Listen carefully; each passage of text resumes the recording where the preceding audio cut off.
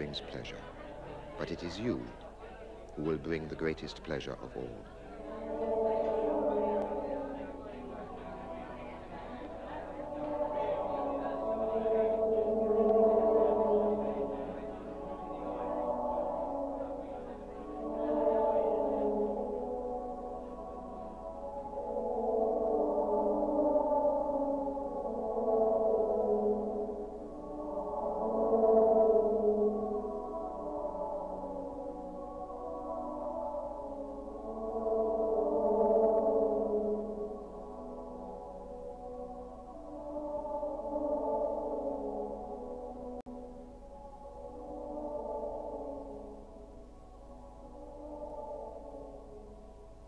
And next morning, you'll still feel the same about it.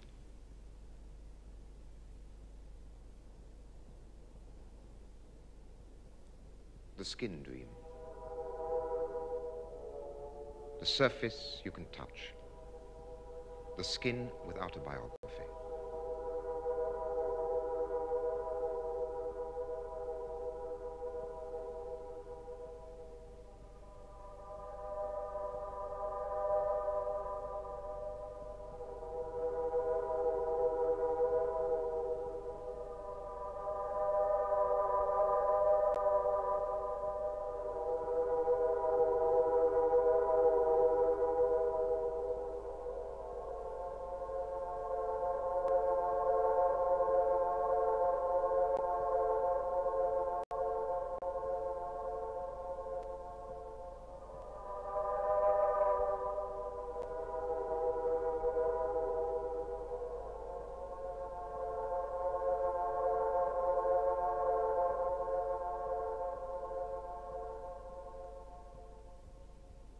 The dream of a faraway place, to lie down on a bed alone, to allow one's thoughts to pass through the light of the window, to travel elsewhere, conjuring images.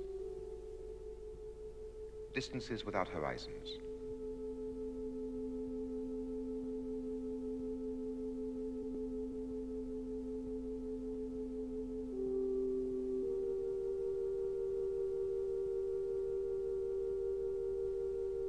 To be in two worlds at the same time, just where Europe ends. The other world, violent, infidel, full of unknown passions. Wearing your own clothes next to your own skin, you join the nomads.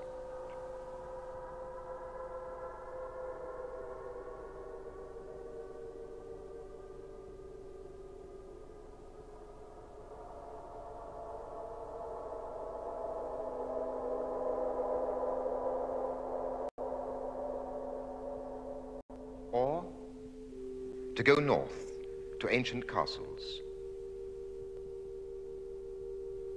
an age of chivalry, of romantic love. It is dawn.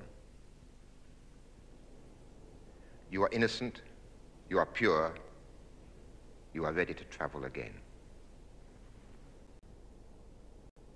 Publicity works on the imagination, but it does something else too. Because publicity pretends to interpret the world around us and to explain everything in its own terms, publicity adds up to a kind of philosophical system. The things which publicity sells are in themselves neutral, just objects.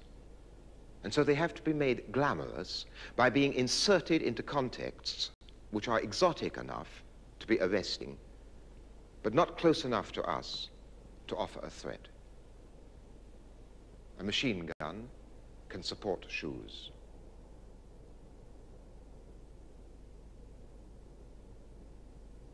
Revolution can be wrapped around anything. In this way, publicity abuses the realities of public figures and events and struggles in other parts of the world. Sometimes this reality and this unreality confront each other, and then we are faced by a contrast which is incomprehensible. Look, I open a copy of the Sunday Times color magazine. Aramis is an attitude. It is not merely proposing a new shaving soap. It is proposing, as it says, an attitude, a life, a civilization. The highest value of this civilization is the individual ego. Pimm's tastes every bit as good as it looks and is easy to drink, which is sometimes hard for us to live with, because we wouldn't want people to think the chords it strikes are all meek and mild-mannered. So, when you're through with your first half pint of Pimm's, stand back and see how you look, and face the hard truth. That song may have ended, but the melody is lingering on. I turn the page. These are photographs of refugees from East Pakistan fled to West Bengal.